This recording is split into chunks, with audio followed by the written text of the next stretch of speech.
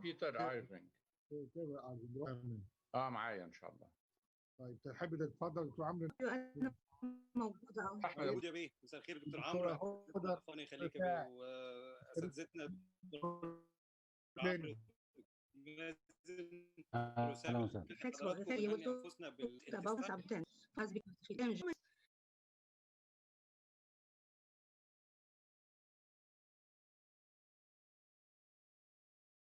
and the presence of fistula or abscesses. This is followed by a linear high-frequency transducer for detailed evaluation of the intestinal wall, which requires extra time and patience by the ultrasound operator. Normally, the colon is located framing the periphery of the abdomen, with the only fixed locations being the ascending and descending colon. The transverse and sigmoid can differ in location and size due to different lengths of the mesocolon. The small bowel is more movable, which with an indistinct course. However, in the majority of patients, the jejunal loops can be seen within the left upper quadrant, and the ileum can be found in the mid to right lower quadrants, with the landmark of the terminal ileum proximal to the ileocecal valve. What are the typical appearances that can aid differentiation between small bowel and colon?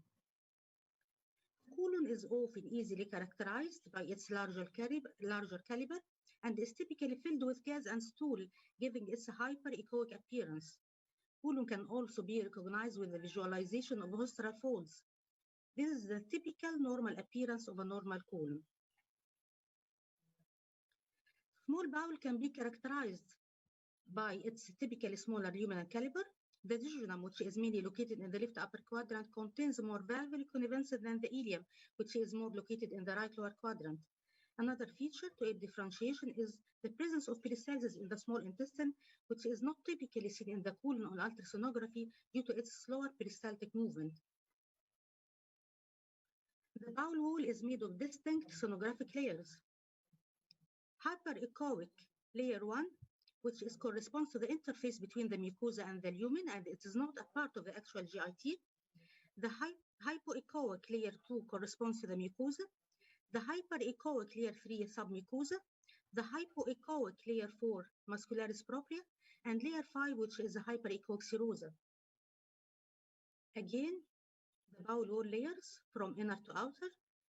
Luminal interface white, mucosa black, submucosa white, muscularis propria black, and serosa white.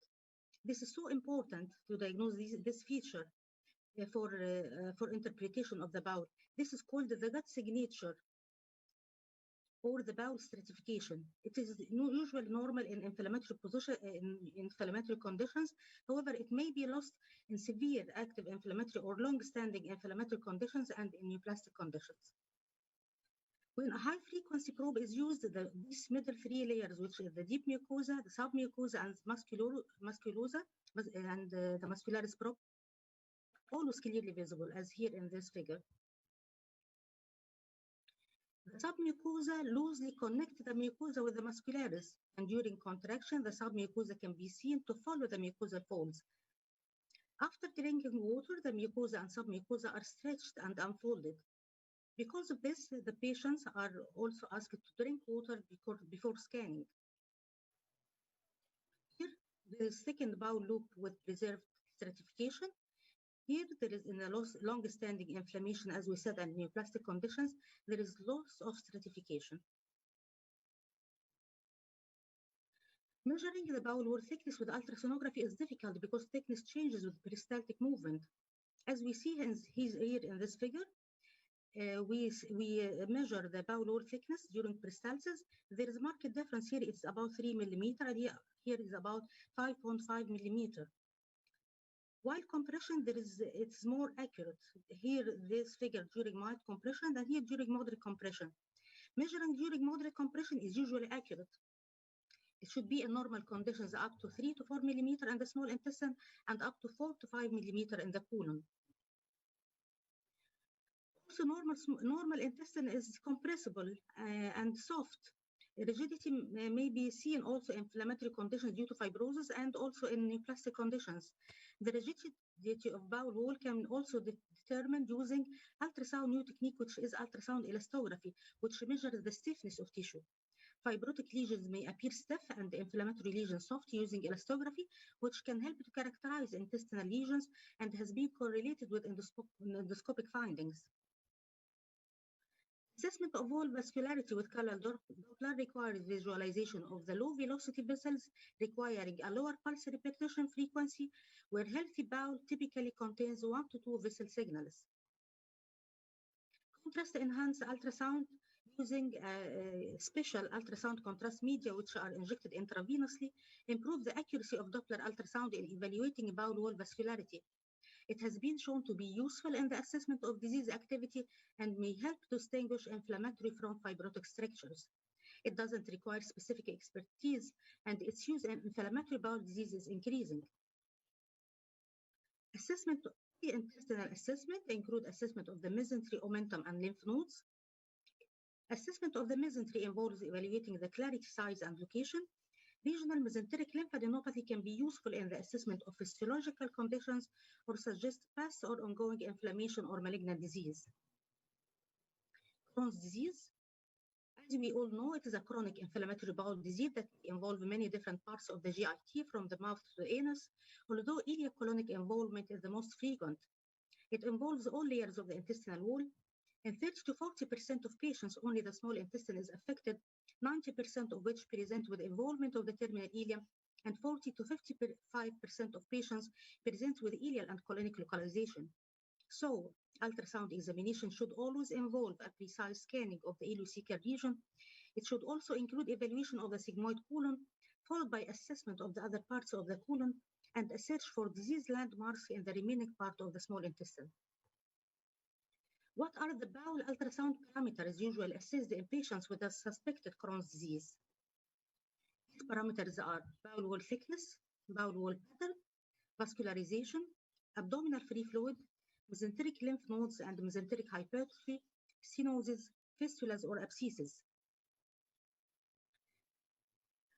This is a figure of a patient with Crohn's disease. There is second bowel wall, about 5 millimeter. As we see the crosses between here the luminal mucosal interface up to the serosa.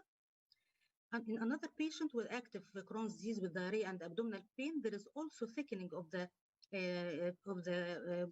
intestinal wall, about 8 millimeter, with partial loss of wall stratification. Our Doppler ultrasound image shows increased vascularity within the bowel wall in a patient with active Crohn's disease with bloody diarrhea, with apparent arterial Doppler spectrum. This is longitudinal view of the terminal ileum in ileal Crohn's disease using a high-frequency probe, showing engorged parallel mesenteric vessels as a sign of severe inflammation. This sign is called comb sign. Power Doppler sonography has a high accuracy in the determination of disease activity in Crohn's disease when compared to ileocolonoscopy. The use of power Doppler has been suggested to improve the diagnostic accuracy of ultrasonography, particularly in discriminating inflammatory from fibrotic structures. Here, there is mesenteric hypertrophy, which appears as a hyperechoic inhomogeneous area surrounding thickened bowel loop. Here's the thickened bowel loop, about 6 millimeters, surrounded by the hypertrophic mesentery, which also sometimes termed fat creeping. In case of enlarged mesenteric lymph nodes, only the shortest axial diameter that increase. It is considered significant when it exceeds about 5 millimeters. The shape of a normal versus an abnormal mesenteric lymph node is that of an almond versus an olive. This figure shows free fluid in between the bowel loops. It is an anechoic fluid, appears as black in between intestinal loops. Bowel stenosis in complicated Crohn's disease. There is marked bowel wall thickening with marked narrowing, and there is upstream bowel dilatation. The dilated loop measures about 4.5 centimeters. Inferior enteric fistula is also as a complication of Crohn's disease. It appears a hypoechoic tract between intestinal loops, as here and here. The fistulas may be enteroenteric, may be enteromesenteric, may be enterocutaneous, or with the urinary bladder. Sometimes during examination, when there is a wide fistula tract, we can see the air or intestinal contents extravasating from the bowel to the tract, as in this figure. Here is the fistula with small hyperechoic gas intrusion inside. Intra-abdominal abscesses appears as a hyperechoic lesion with posterior echo enhancement and adjacent hyperechoic hypertrophic mesentery. Ulcerative colitis. It is a chronic inflammatory process of the colonic mucous membrane. It is restricted to the colon and doesn't affect other parts of the GIT.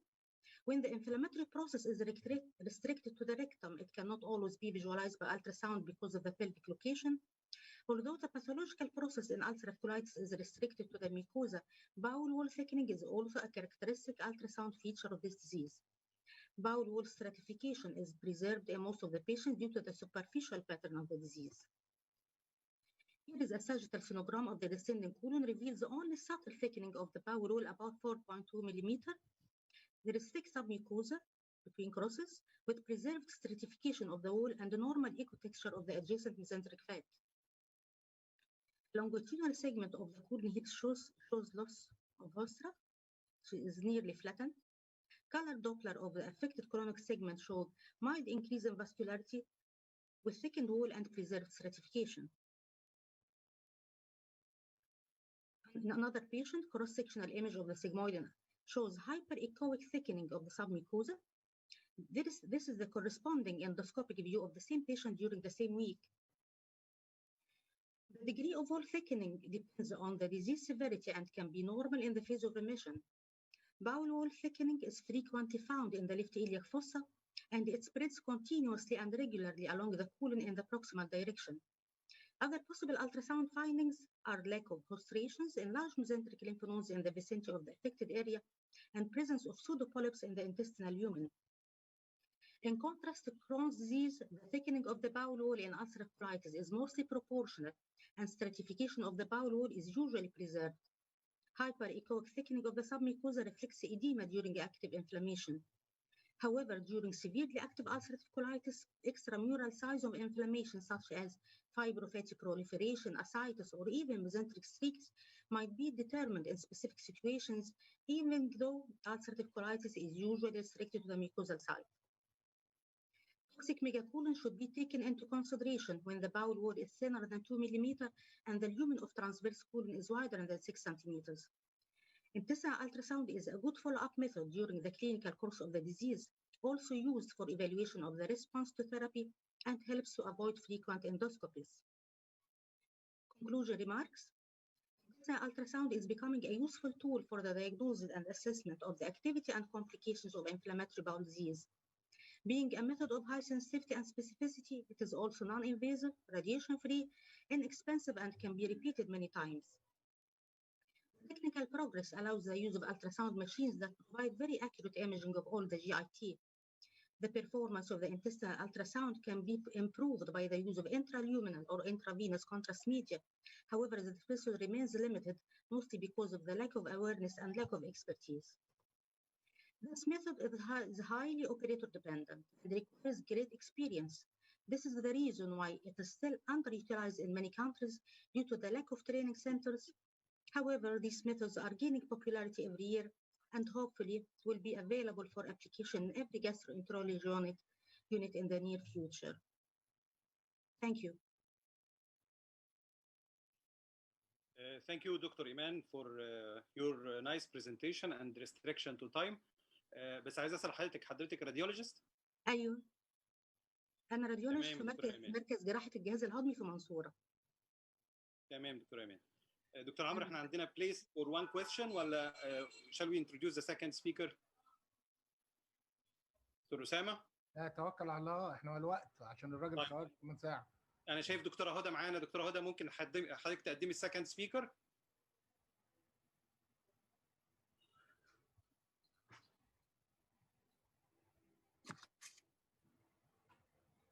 دكتوره هدى الصوت مش واضح. انميوت يا دكتوره هدى. دكتوره هدى.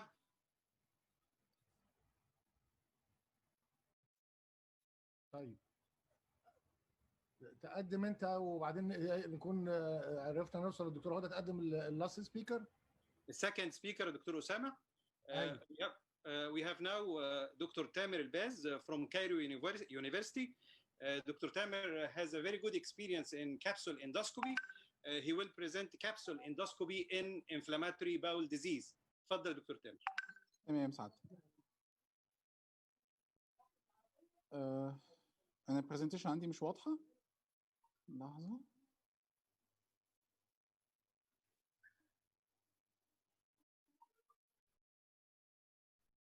هل البرزنتيشن موجوده قدامك دكتور اسامه؟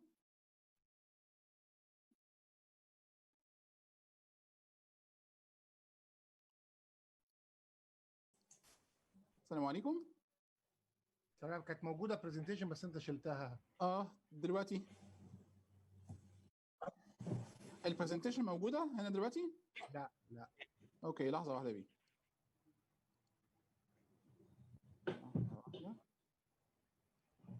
I do have a problem بس لحظه واحده ان شاء الله وهتظبط. share screen.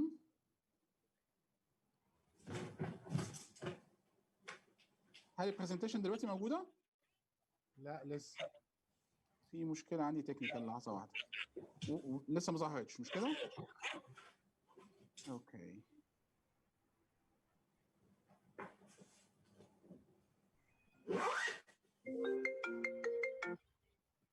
مش عارف عندي مشكله معينه. هل موجوده دلوقتي برضه يا بيه ولا لسه؟ لا مش موجوده. اوكي طيب ممكن السكند سبيكر يتكلم دلوقتي على ما اظبطها دلوقتي لو في مشكله يا بيه، لان انا في عندي اهي لقيتها خلاص.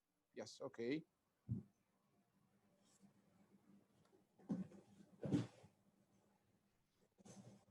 اوكي دلوقتي موجوده يا بيه؟ تمام موجوده. طيب تمام. بسم الله الرحمن الرحيم. My presentation today is about capsule endoscopy and its use in inflammatory bowel disease. لما بنيجي نتكلم عن الكبسول اندوسكوبي في الانفلاماتوري باول ديزيز بنتكلم خاصه عن الكرونز ديزيز في المقام الاول، لان احنا بندور على السمول باول، انما الالسراتيف كولايتس بيبقى ليها دور قليل. هنبدا الاول بالكرونز ديزيز. لما نيجي نتكلم عن الكبسول اندوسكوبي لازم يبقى فيه ترمينولوجي واضح وواحد علشان التقارير تبقى واضحه ما بيننا وبين بعضينا. اول حاجه بنتكلم فيها كانت دي بيبر كانت منشوره قريب في 2020 على الترمينولوجي، وكان عندنا احنا في 7 ترمات مهمه جدا لما نيجي نكتب تقرير كبسول اندوسكوبي. الاولانيه وجود الافتويد ايروجنز اللي هي عامله زي الايروجنز الصغيره زي اللي موجوده هنا قدامنا. يهمنا وجود اذا كان في سوبرفيشال السريشنز موجوده ونفرقها عن الديب السريشنز منظرها بيكون مختلف تماما. يهمنا وجود في ستينوزس ولا لا.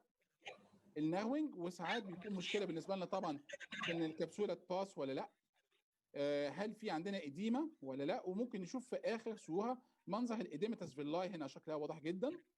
يهمنا هل في دينيوديشن اللي هو just areas of lost villi تبقى موجوده very superficial more superficial area عن الايروجنز. ويهمنا اذا كان في وجود هايبريميا ولا لا. ده الترمينولوجي اللي بنتعامل بيه. دور الكبسول اندوسكوبي في الكرونز ديزيز ليها كذا حاجه مهمه. The first one and the most important هو الميكينج دايجنوزس. لما قارنوا سنه 2017 البيبر دي قارنت ما بين دور الكبسول اندوسكوبي والاذر دايجنوستيك موتاليتيز في السمول باول كرونز ديزيز كميتا اناليسيس، فلقت ان في دور واضح جدا كبسول اندوسكوبي فيرسس السمول باول فولو ثرو وفيرسس الانتيروكلايسس. هنا تقريبا مشابه للسي تي انتروجرافي، والام ار انتروجرافي شويه كانت سوبيريور عن الكبسول اندوسكوبي في السسبكتد كرونز ديزيز. انما في النون كرونز ديزيز هنلاقي ان هو الكبسول اندوسكوبي ليها دور واضح اعلى من السمول باول فولو ثرو، من انتيروكلايسس، من السي تي انتروجرافي، مشابه للام ار انتروجرافي ومشابه للإليوكولونوسكوبي. بس النقطه اللي كانت مهمه احنا عندنا الكبسول اندوسكوبي والام ار انتروجرافي الاثنين كومبلمنتري تو ايتش اذر. السنسيتيفيتي للكبسول اندوسكوبي فيرسس ام ار تقريبا كان مشابه، بس في الام ار اعلى، سبيسيفيستي كابسول اندوسكوبي كانت اعلى، بس المهم كان ان الكابسول اندوسكوبي لها سوبيريور هول عن الام ار انتوجرافي. لما نيجي نبص على البروكسيمال سمول باول، في الديستال سمول باول الاثنين متماثلين، والام ار انتوجرافي يعلو الكابسول اندوسكوبي، انما ديتكشن اوف ليجنز في البروكسيمال سمول باول هي دي اللي كانت فارقه في الكابسول اندوسكوبي. السكند هو المهم في الكابسول اندوسكوبي هو السكورنج سيستمز، علشان لما نيجي نعمل فولو اب او نقدر نقول السيفيرتي اوف ديزيز الدنيا عامله ازاي. في ميني سكورنج سيستمز طلعت في خلال الفتره اللي فاتت دي، بس الموست امبورتنت وانز كان اللويس سكور. ده بيعتمد في الحكم بتاعه على الفيلس ابييرنس، اذا كان نورمال ولا ايديمتس، والاكستنت اوف ذا ليجن قد ايه من شورت لونج سيجمنت للوول سمول باول، واذا كان سنجل ولا باتش ولا ديفيوز، ده كفيلس ابييرنس. كذلك الالسرز اذا كان على حسب according to severity عددهم عامل ازاي، واذا كانوا سوبرفيشال ولا ديب، ووجود طبعا الاستينوزس، واذا كانت سنجل ولا مالتيبل، واذا كانت السريتد ولا لا، واذا كانت الكابسول اندوسكوبي كان باس ثرو ذا ستينوزس ولا لا. ده اللويس سكور اعلى من 135 بناء على الارقام دي، يعني معناه ان احنا عندنا significant inflammation. كذلك في مور سمبليفايد سكور اللي هو الكابسول اندوسكوبي كرونز ديزيز اكتيفيتي اندكس. ده مور سمبليفايد، ده متقسم لانفلاميشن، اكستنت، وستركتشر. والانفلاميشن يبدا من اول المايلد ايديما والهايبريميا والدينيوديشن، يليها الايديما، ثم الالسر ان حجمها اكبر، انها ديب. الاكستنت على حسب فوكال ولا باتش ولا ديفيوز، والاستركتشر على حسب عددهم ولا اوبستراكتد ولا لا. بناء على دول برضه يبقى عندي اقدر اعرف الاكتيفيتي اندكس عامله ازاي. اليكيم اتال سنه 2018 عمل موديفيكيشن في السيستم بتاع الكابسول اندوسكوبي نفسه في الريكوردنج سيستم، بحيث ان هو نفس البيشنت يقدر يعمل فولو اب، يقدر يحدد الديجري اوف سيفيرتي على الريبورت بتاعه، ويقدر يسجل الميديكيشنز ويعمل فولو اب، ويقارن ما بين 2 كبسول اندوسكوبي لنفس البيشنت اذا كان البيشنت از امبروفينج اور جيتنج ورس. فده كان انوفيشن من عنده. كذلك الكبسول اندوسكوبي لها دور مهم في الكورليشن ما بين الكلينيكال سيمبتومز والبايوماركرز اوف انفلاميشن، وان احنا نقدر نعمل تشيك للميوكوزال هيلينج، نقدر نبريدكت الديزيز اوتكم، نشوف الامباكت على الكلينيكال ديسيجنز، والاسسمنت للبوست اوبراتيف ريكارنس ما بعد ذلك. الدور الاخير للكابسول اندوسكوبي هو ريكلاسيفيكيشن للانديترمايند اي بي دي. كان في بيبر منشوره سنه 2017، البيشنتس كلهم اللي كان عندهم لويس سكور اكتر من 135، بمعنى ان في significant inflammatory activity، كلهم طلعوا كرونز ديزيز وهم كانوا متشخصين undetermined اي بي دي. لما كان السكور ده اقل من 135 ونو significant inflammatory activity، majority of patients كانت ulcerative colitis، one of them بس كان كرونز ديزيز، والباقيين كانوا لسه زي ما هم اي بي دي undetermined. طب امال ايه المشكله اللي بتواجهنا مع الكابسول اندوسكوبي؟ هي الثلاث حاجات دي مهمه. نمره واحد الكابسول ريتنشن، لازم نخلي بالنا منها لان احنا بنتكلم في possibility of presence of strictures. طبعا we cannot take biopsies. والاسسمنت للميكوزا اونلي، الام ار والسي تي انتروجرافي بيبقى كومبلمنتري علشان يهمني اشوف الاول لايرز واشوف البيري ليجنز اخبار الدنيا ايه. كان في جنريشن للكبسول للبيتنسي الكبسول دي، كبسول بتبقى اوف ذا سيم سايز بس ات كان ديسولف. اول اديشن كانت بتقعد 80 ساعه، حصل ريكوردد منها intestinal obstructions. الاديشن الثانيه بتقعد 30 ساعه. ومع ذلك لما نيجي نبص للبيبر دي لسه منشور حديثا في يونيو 2020، جابوا البيشنتس اللي عملوا ام ار انتروجرافي ولقوا 25% منهم عندهم ايفيدنس.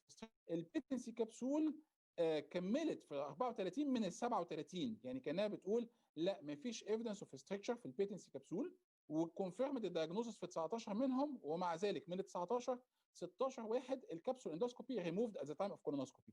فبالتالي هي خادعه، وما زال الاعتماد على اذا كان في ستركتشر ولا لا لازم اعتمد على ام ار انتروجرافي او سي تي انتروجرافي قبل ما ابدا اعمل كبسول اندوسكوبي. ككلينيكال برزنتيشن 2 شورت كيسز. ده ميل بيشنت 43 years old، ده كومن سيناريو. ده بيشنت احنا عملنا له كابسول اندوسكوبي، كان عنده chronic abdominal pain for 2 years، upper endoscopy done twice، وكولونوسكوبي up to terminal ileum كان طالع نورمال، بس السي تي ابدومين هو اللي طلع second terminal ileum. المنظر كابسول اندوسكوبي بدا عندنا بالافسويد ulcerations اللي قلنا عليها، ثم بدا يبان عندي superficial ulcerations getting deeper، لقينا بقى deep ulcers، ثم بقت multiple، وواضح الاديمتاس فيلاي والاستركتشر اللي موجود هنا قدامنا. Another patient with well-known Crohn's disease و non-responder عمل الكابسول اندوسكوبي كفولو اب عشان نون ريسبوندر، وما لقيناش في السمول باول غير الافثويد السرز، انما في الكولون هو اللي كان فيه الديب السرز اللي كانت موجوده مع سوبرفيشال السرز. فاينلي الكولون كابسول اندوسكوبي مش كومن، ما بنستخدمهاش هنا، انما هي المين انديكيشنز كان الاساسي للكومبليشن اوف الكومبليت كولونوسكوبي بوليب ديتكشن، وقالوا عشان انفستيجيشن اوف انفلاماتوري باول ديزيز. ده منظر الصور اللي بتطلع بالكابسول اندوسكوبي بالروبرت بتاعها، تقدر توضح اليوم بتاع الكولون. بس ديفينتلي لما نيجي نبص المقارنه ما بين الستاندرد كولونوسكوبي والكولون كابسول اندوسكوبي هنلاقي possibility للكليننج امبروفمنت اثناء الكبسول طبعا مش موجود، اخذ بايوبسي ما ينفعش، ليجن لوكيشن ما اقدرش اعمل اناف بريسيجن، سيديشن طبعا هو ده البنفيت للكولون كابسول اندوسكوبي، وما فيش كومبليكيشنز. انما لما نيجي نبص هنا بالذات على الكومبليت اكزامينيشن اوف كولون هنلاقي more than 90% في الستاندرد كولونوسكوبي، 50 to 60% في الكولون كابسول اندوسكوبي، عشان كده ملهاش دور قوي حتى هذه اللحظه. In conclusion, capsule endoscopy لها good potential role in diagnosis of suspected cases of Crohn's disease و follow up للdiagnosed cases. Still be cautious للكابسول retention، عشان كده احنا بنعمل MR انتروجرافي، وطبعا احنا بنعمل MR انتروجرافي complementary للكابسول اندوسكوبي علشان كمان نقدر نشوف خارج نطاق الميكوزا نفسها اللي موجوده قدامنا. And thank you very much. Thank you, Dr. Tamer, for your presentation. شكرا دكتور. Shall we move to the next speaker, or we have a time for a question?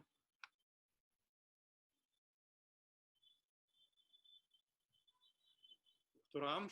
لا نو تايم فور كويشنز، بس انا عارف ان الدكتوره هدى معاك برضو يا دكتور احمد.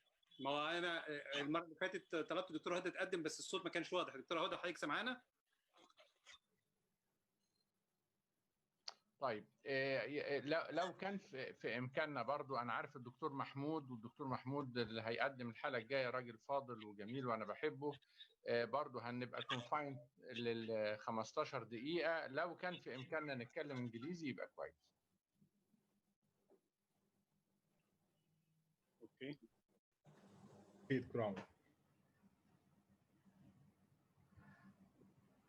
اتفضل قدم الدكتور محمود يا دكتور احمد. Next speaker, Dr. Mahmoud Wahba from Cairo University. He will talk about ileocolonoscopy and enteroscopy in inflammatory bowel disease. اتفضل دكتور محمود. السلام عليكم. احنا ileocolonoscopy and enteroscopy in IBD. There's multiple step approach in enteroscopy and ileocolonoscopy in IBD. First step in detection, how to diagnose, how is the role of diagnosis.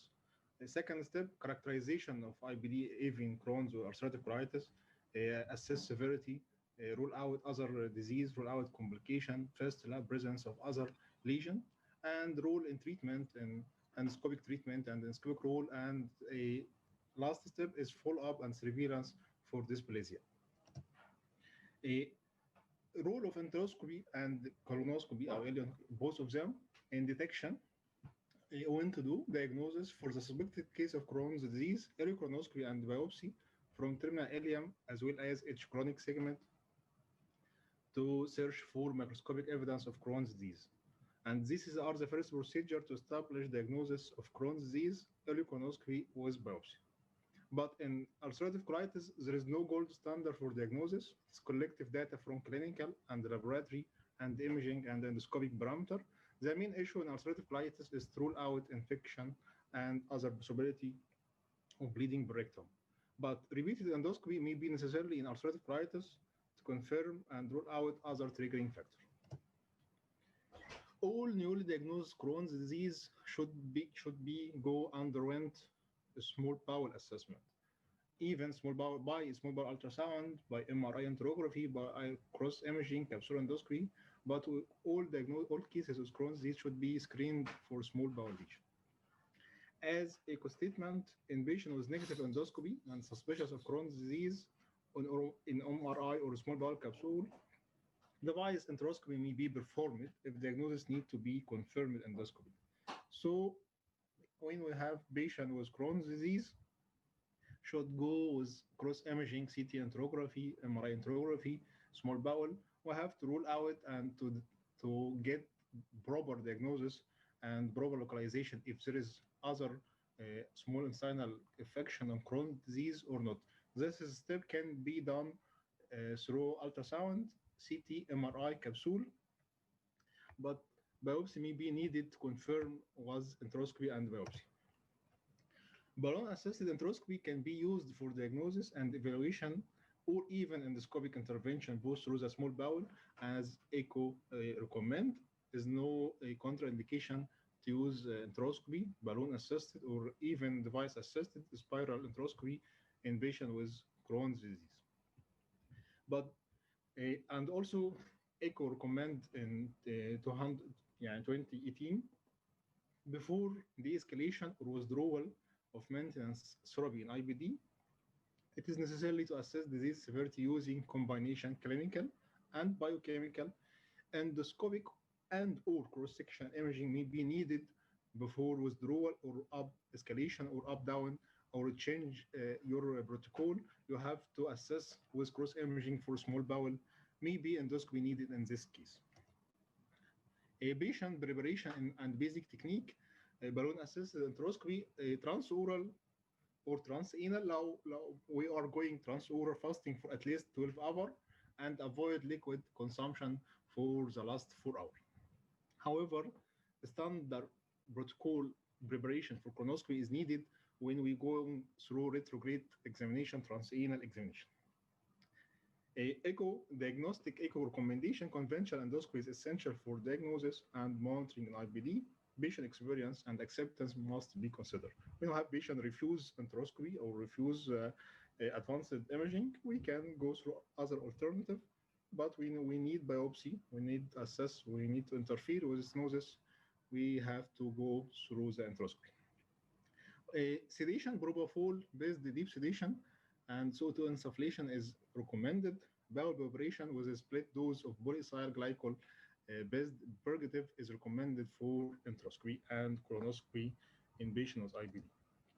Equipment, which type of enteroscopy shall we go through? The Bush enteroscopy, or we have to single balloon, double balloon, spiral enteroscopy? Which one? Conventional Bush enteroscopy typically doesn't exceed 1 meter before the angle of treads. In patient with IBD, maybe need further depth. Therefore, patients with IBD may have to go small bowel, balloon-assisted enteroscopy. There is no enough data to recommend which type of device-assisted, single balloon or double balloon or spiral enteroscopy. There is no, till now, evidence which is the best.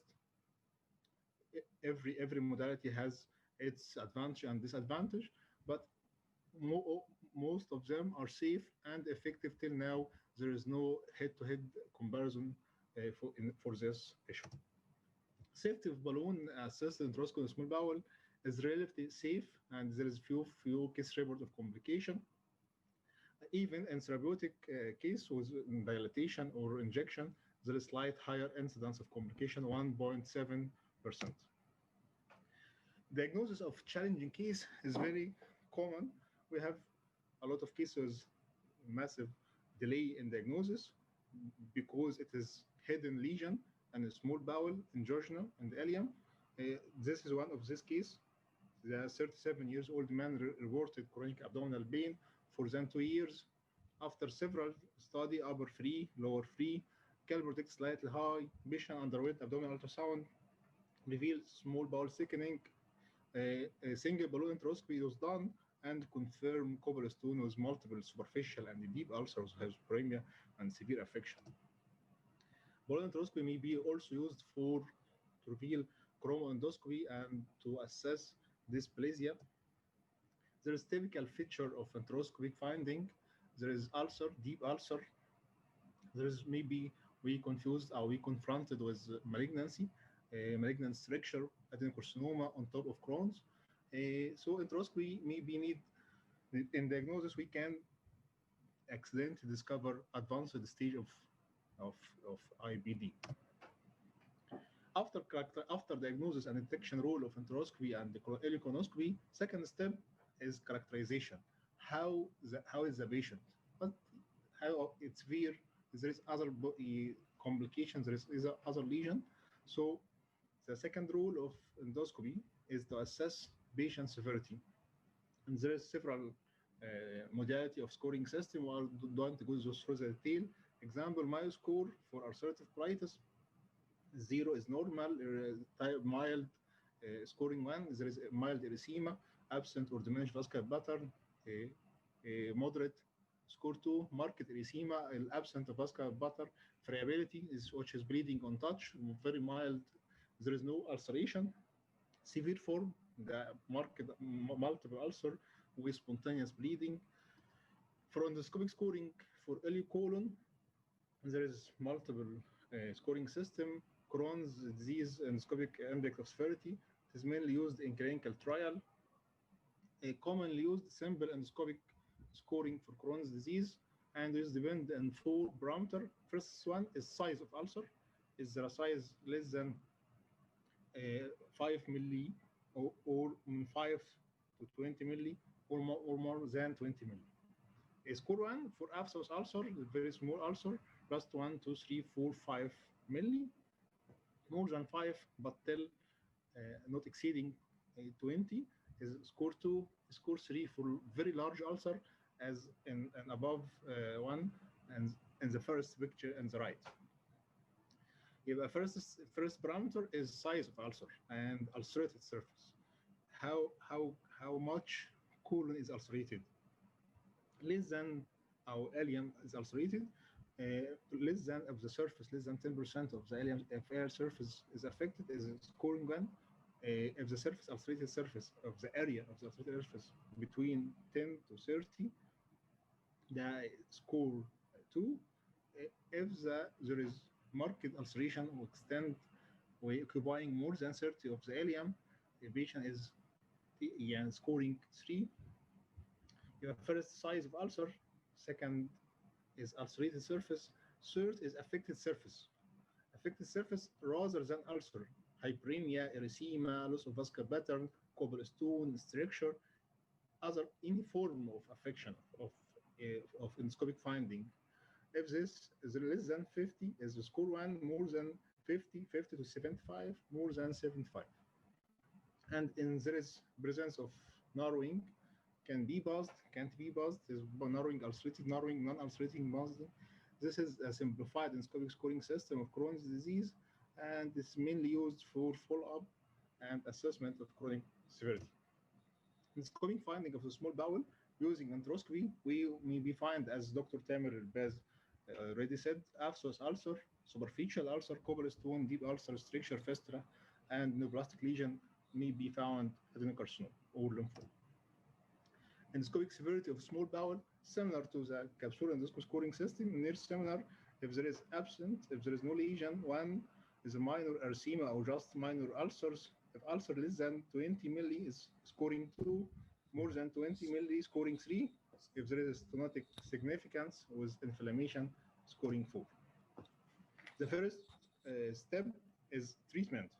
Third step in treatment, endoscopic treatment, endoscopic role in treatment of IBD, mainly small bowel stricture. We can manage small bowel stricture with several trial of dilatation, retrieving of retained wire capsule, sometime in a stenotic lesion, capsule endoscopy retained, so we have to go through the enteroscopy, tattooing for malignancy or fistula or for surgical intervention, local injection of anti-TNF, antifibrotic, rendezvous technique, intraoperative assessment, small bowel stenting, and there is disappointing result regarding small bowel stenting. A few study and mainly have a lot of complication. Till now, there is disappointing result of biodegradable stent in small bowel. This is a case of a structural dilatation of the jejunum. Have, as usual, setting, C-arm and the wire and balloon and BCI for assessment of pressure, and CR balloon 15 milli, and under screening you can assess, and be careful if there is stenosis, if there is ulcer, if there is fistula. Don't dilate ulcerated structure, don't dilate structure with ulcer, don't dilate structure with fistula. Be careful maybe have CT imaging or enteroscopy or MRI imaging before dilatation of small bowel structure. Retrieving of retained capsule is slightly rare, but we can, because of recommendation of echo, you have to assess there is a structure before capsule or not, but we still have some cases of retained capsule. So we go through a double balloon or single balloon enteroscopy to get out or extract this capsule. The last recommendation of echo patient with clinical feature suspected Crohn's disease with negative ileal colonoscopy, known structure or small bowel, you have to go through CT, enterography, MRI enterography before capsule. If there is a structure, no capsule. There is no structure to assess patency, you can go through the capsule, but don't go through capsule before excluding structure by CT or MRI. Local injection is other new technology of enteroscopy or endoscopy in general. Injection of like corticosteroid, there is several study, anti-TNF, and the recent method is SNM01, is double-strand RNA oligonucleotide. These drugs mainly suppress gene of colon fibroblast. So local injection of this medicine working on colon fibroblast, inhibit colon fibroblast, reduce interleukin-1, interleukin-6, and stop collagen and remodeling. Till now, it's give good result in remodeling and tissue healing, and there is a few published data in endoscopic corresponding and histological in refractory ulcer just 7 days after treatment of STN-M0.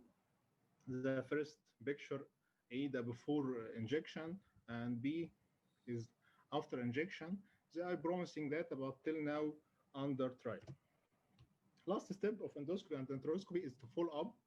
Why to do surveillance, colonoscopy or enteroscopy? Because this patient have a lot of risk of malignancy, especially if the patient have primary chronic cholangitis or have family history of colorectal cancer. Surveillance may be earlier for this patient regardless of disease severity or extent. When to do every 8 years in usual patient, but patient with limited to the rectum without evidence of previous or current endoscopic microscopic inflammation proximal to the rectum, including regular surveillance program is not necessarily. Our patient have limited proctitis. Patient with concurrent and primary sclerosing cholangitis, annual surveillance is needed every year. How do we do surveillance? Mainly with chromoendoscopy with target biopsy.